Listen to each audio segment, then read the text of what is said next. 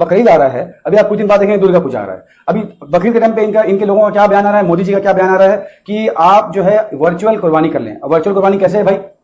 उनका कहना है कि वर्चुअल आप मन में ये कर लें कि हमने कुर्बानी कर ली, कुर्बानी हो गया। तो मैं ये आपसे पूछना चाहूंगा मोदी जी से कि आप मौलाना हैं, मुफ्ती हैं, आप कौन हैं? आप कारी हैं, पुजारी हैं? किस मंदिर के पुजारी हैं आप? हमको बता दीजिए। आप किस मंदिर के पुजारी हैं?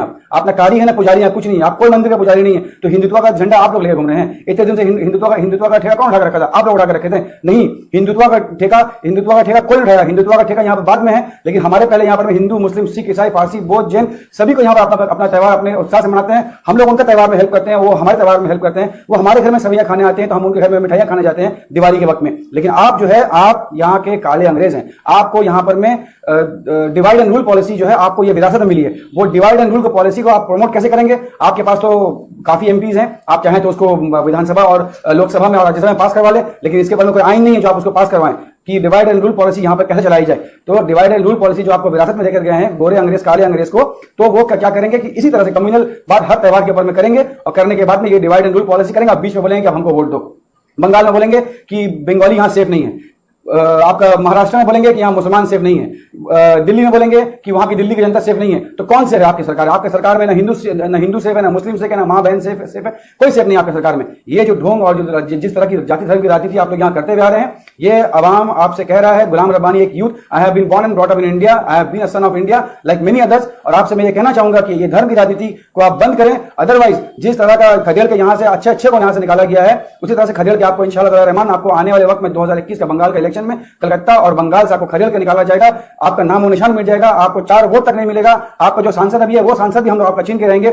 लेकिन ये आपको मैं चेतावनी देता हूं कि जिस तरह का आप लोग जाति धर्म की राजनीति कर रहे हैं वो बंद की जाए। पहले भी कहा था कि ये इनकी आदत बन गई है कि मुस्लिम के एरिया को टारगेट करो। अब आप मुझे बताएं कि हमारे जो यहाँ पे स्टेट गवर्नमेंट के जो अधिकारी हैं वो क्या हिंदू, मुस्लिम, सिख, ईसाई, पारसी, बौद्ध, जैन देखकर कंटेनमेंट जोन कर रहे हैं? कंटेनमेंट जोन उस जगह वर्क किया जा रहा है जहां पर में आपका 1 या 2 से ज्यादा अभी जो है कोरोना वायरस के पेशेंट निकले हैं। तो यकीनन सा बात है, जिस तरह का कंटेनमेंट, जिस तरह का लॉकडाउन का जो रूल्स एंड रेगुलेशंस है, गाइडलाइन जो हमारे स्टेट गवर्नमेंट हमने दी थी, वो सब जगह माना गया। Not only Metia Buruj, not only Khidirpur, not only Mominpur, सब जगह में बेलगछिया बोलिए, फुल बगान बोलिए, ताती बगान बोलिए, हत्या बगान बोलिए, सेंट्रल एवेन्यू जाइए, राजा बाजार जाइए, खिदरपुर जाइए, हर जगह में इसको मेंटेन किया गया। Not only in these areas, in every part of Kolkata the guidelines issued by the state government have been followed strictly. तो इस जगह में इस तरह का बात करना बहुत ही नागुजार और बहुत ही बदतरीन बात है। जो आप ऐसा कह रहे हैं कि इन सब जगहों में मास्क नहीं पहन रहे हैं, लेकिन सब जगहों में मास्क की पूरी एहतमाम की गई है। मास्क उल्टा हम लोग बांटे हैं, सैनिटाइजर बांटे हैं। हर सोशल वर्कर, हिंदू हो, मुस्लिम हो, सिख हो, फारसी हो, बौद्ध हो, हर तरह का सोशल वर्कर, हर तरह के लोग जो हैं इसको मास्क बांटना, सैनिटाइजर बांटना, खाना बांटना गरीबों के पास में, ये सब किए हैं। लेकिन आपकी तरह जो गंदी राजनीति आप लोग करते हैं ना, एक तबके के लोगों को लेकर, कभी अभी आप जैसा बकरीद चल रहा है तो बकरीद की बात कर रहे हैं आप। अभी कुछ दिन बाद दुर्गा पूजा आएगा। अब दुर्गा पूजा के बारे में आप सुनिए, लास्ट ईयर पार्लियामेंट में इनकी जो रिलेटिव है स्मृति ईरानी जी, उन्होंने बहुत ही अपशब्द कहा था हमारे मां दुर्गा के बारे में, जो मैं अल्फाज को बयान नहीं कर सकता हूं।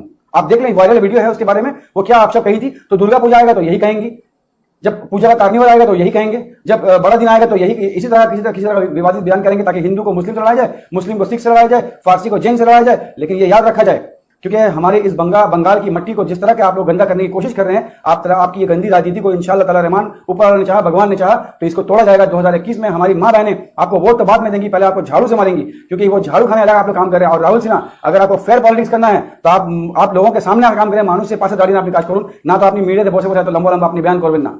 আমাদের নেত্রী আমার ভালো কাজ করছে ম্যাডাম মমতা, আপনি বলুন আপনার কটা সিএম ভারতবর্ষতে রাস্তাতে নেমে কাজ করেছে, আমাদের সিএম এখানে রাস্তাতে নেমে কাজ করেছেন। আর যদি আপনি সিএম এর কথা বলেন তাহলে honourable chief minister madam Mamata Banerjee বলবেন, শুধু সিএম বলবেন না। আপনাকে বলে दिच्छी এটা।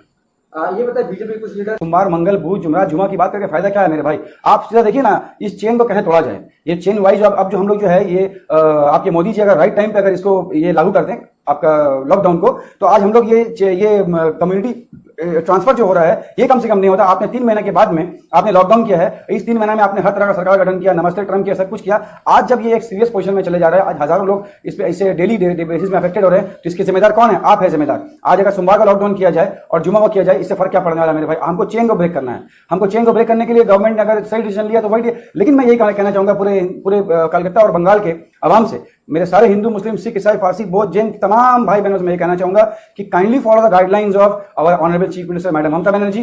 और इस तरह की कम्युनल बातें जो भी कर रहे हैं उनको काइंडली काइंडली काइंडली गुलाम रब्बानी आपके सामने में हाथ जोड़कर ये कह रहा है कि प्लीज इन सबों को इग्नोर करें और जो हमारी ऑनरेबल चीफ मिनिस्टर कह रही हैं उनकी गाइडलाइंस पर आने वाले वक्त को कोरोना को हम लोग जिस तरह से हम लोग टक्कर दे रहे हैं उसी तरह से अगर पश्चिम बंगाल सरकार अगर इस सैटरडे के दिन में अगर घोषित करती है तो जिस तरह से हम लोग अपना ईद को घर में मनाएं तो वैसे हम लोग बकरीद को घर में मनाएंगे। हमारा बकरीद 3 दिन होता है, 3 दिन हम लोग का बकरीद चलता है। पहला दिन नहीं मनाएंगे हम लोग, सेकंड दिन कुर्बानी कर लेंगे, थर्ड दिन कुर्बानी कर लेंगे। इसमें कोई बहुत बड़ी बात नहीं है। मुसलमान और पूरा माइनॉरिटी कम्युनिटी हर तरह का डिसीजन को मान के चला है, क्योंकि हम लोग हमेशा कहा है कि एक हाथ में कुरान दूसरे हाथ में संविधान हम लोग लेके चलते हैं। पहले हम लोग का देश हित का बात करना है, देश जिससे बच जाए, हमारा स्टेट जिससे बच जाए, हम लोग वो पहले देखना है। जब हम लोग 3 महीना हम लोग हिंदू मुस्लिम सिख ईसाई पारसी बौद्ध जैन अपना मंदिर मस्जिद गिरजाघर बुद्धिस्ट मोनेस्ट्री हर पंजाब हमारे सरदार भाइयों ने अपना गुरुद्वारा बंद रखा, सब कुछ बंद रखा, तो एक दिन हम लोग कुर्बानी अगर सेकंड दिन से हम लोग कुर्बानी कर लेंगे तो कोई इसमें कोई बड़ी बात नहीं है। इसमें मुझे नहीं लगता किसी को ऑब्जेक्शन होना चाहिए, और करें कोई बड़ी बात नहीं। जिस तरह से हम लोग इस चीज को पायलट करें, हर तरह से मुसलमान और पूरी कम्युनिटी आपके साथ में है।